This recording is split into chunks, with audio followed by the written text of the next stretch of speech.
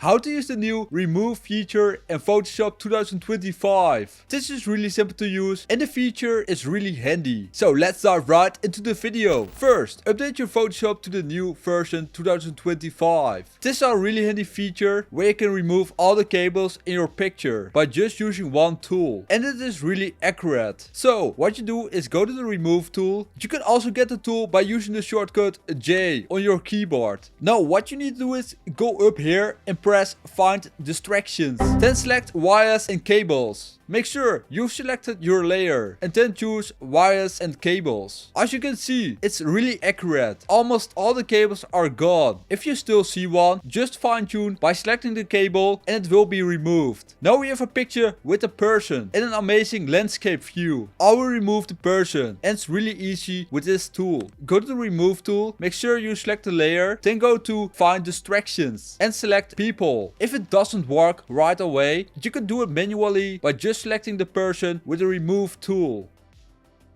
And here we go. Now you know how to use this new Photoshop remove tool. This is all what you need to know. Thanks for watching this video. Subscribe if you want more tutorials like this.